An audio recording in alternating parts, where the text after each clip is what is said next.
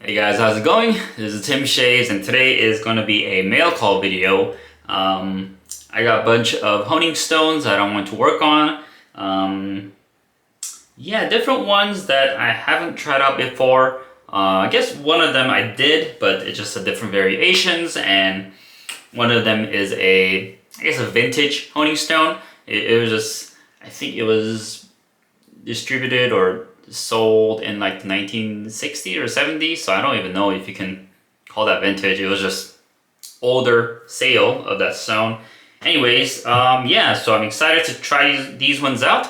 I'm still messing around with the ILR stone and the cuticules and stuff like that, so I don't know when I'll get to these stones, but I'm just gonna show you guys what I am working with for the next probably couple months. But so the first one off, it's a small, the vendor calls it a Barber's hone, but it is a natural stone. This one is the famous, what people would call it, Chinese 12k natural honing stone, or also known as the chug, which is Chinese hone of undetermined grit, because you can't really place a grit number to a natural stone, but this one is estimated to be around 12k, but that is it has mixed reviews on it, because some people say it's decent, and it also has leaves of fingerprint marks on there. I lapped this down, so this is flat now. Fairly smooth. I will say this has some resemblance to the ILR stone. It looks very similar, the color and everything, but when lapping this down, this was much easier, and this seems to be a bit softer than the ILR, but similar feel to it. I think the ILR feels hard to guess. It felt like a hard rubber block. This one,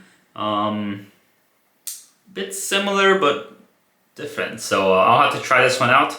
It's a small stone, so I'm not gonna be I'll have to do a handheld honing like this. I believe this is somewhere around 4x2 size, so interested, and then quite small in the height as well. But yeah, interested in trying this one out and seeing how it goes. The ILR, I've had some mixed results on it, so I still want to learn it more. I think it's because the razor I'm working with is a little wonky, in that the spine is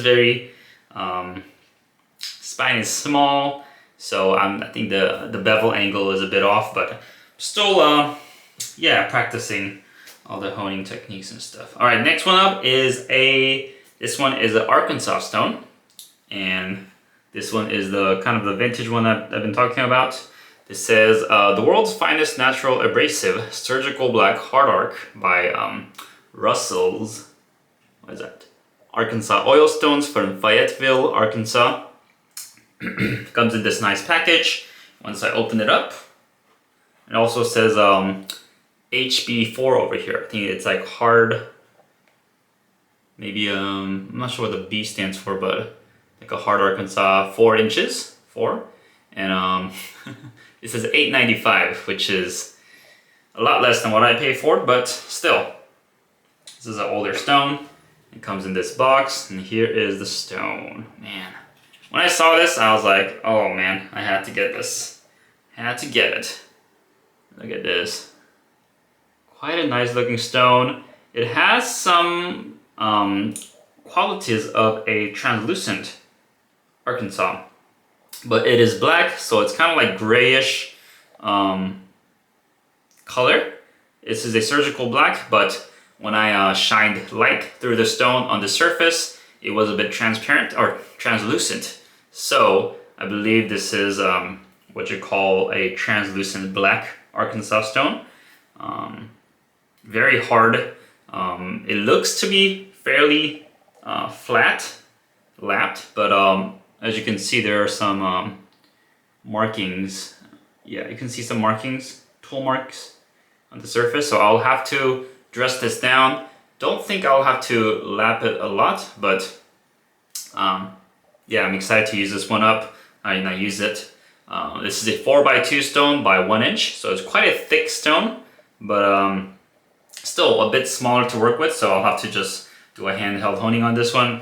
Very excited. I wasn't planning on getting an older Arkansas stone, but this one just was very unique, and I haven't seen one like this in forever. I mean, I don't think any current vendors sell a stone that looks this black and translucent. Maybe Dan's, maybe they have some spares in their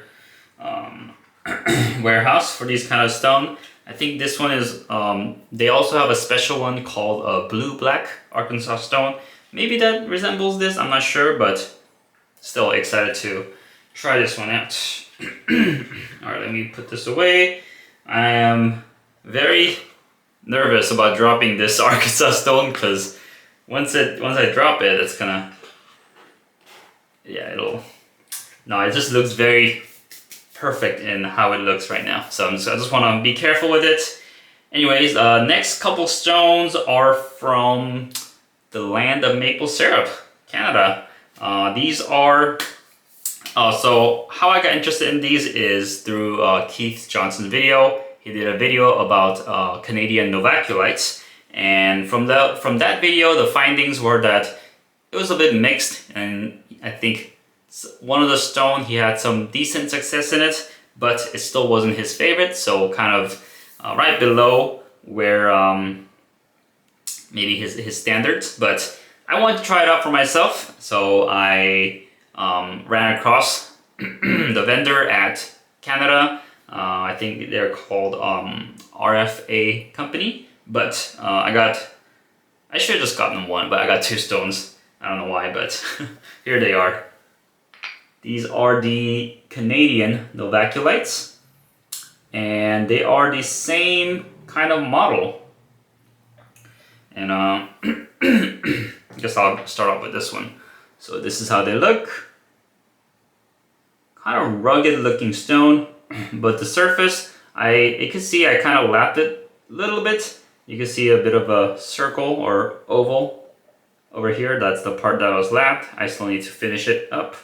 But I started lapping it with my Atoma 600, and I think it's gonna take a little bit longer. This seems a bit softer than an Arkansas stone. When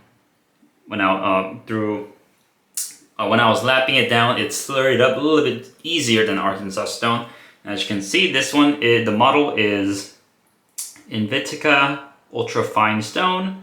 The serial number here, 382, is it? No, 362. Yeah, and then has a company name here. I believe it's called Royal Flint Abrasives Company from Red Deer, Alberta, Canada.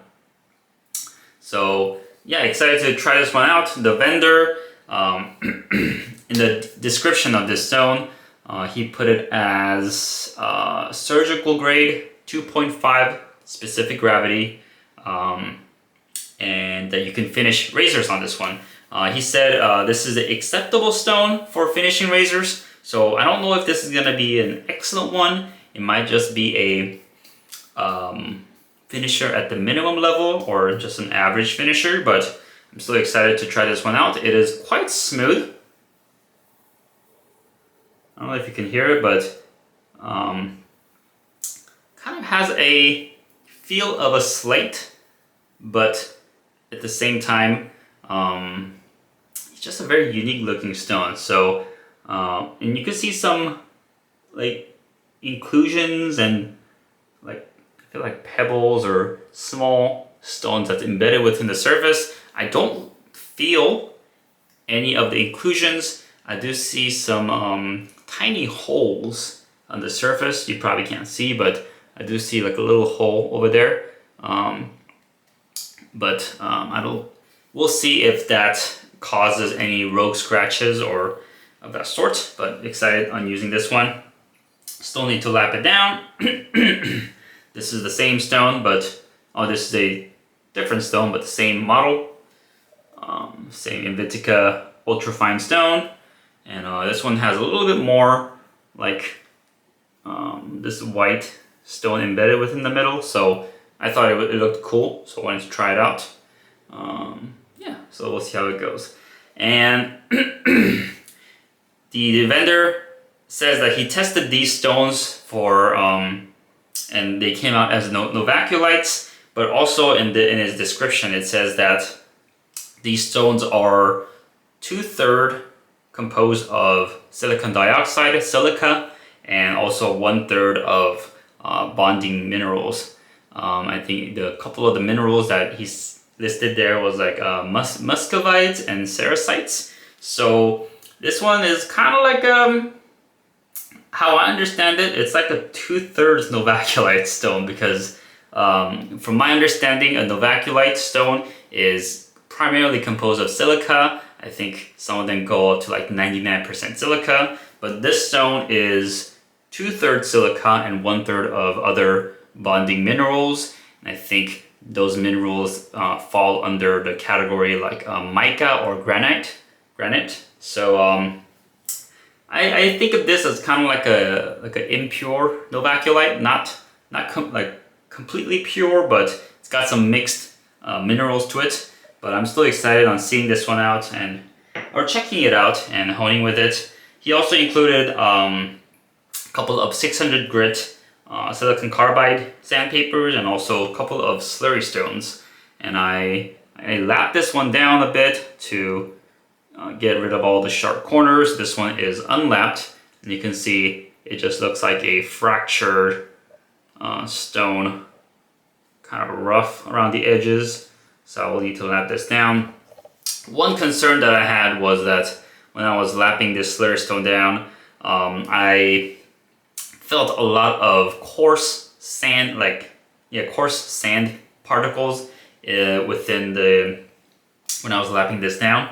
So because this is a slurry stone, I am concerned that when I slurry up a stone, those coarse sand particles would show up on the surface that would kill the edge, like 100% kill the edge. So yeah, I'm hoping that it's just those coarse sand particles are just embedded on these like, what would you call it?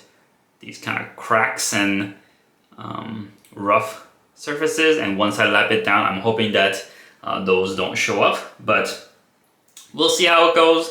I'm not 100% sure about using these slurry stones, but I will give it a shot later on and see how it goes. The vendor did, I asked about it to the vendor, and he said it is possible to use these stones as with the slurry to kind of go through a progressive honing. But we'll see how it goes, and how these stones sound. I guess I could just tap it a little bit.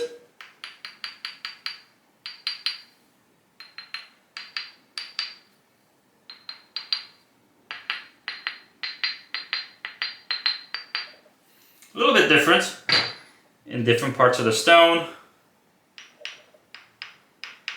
This one seems a little bit more dull.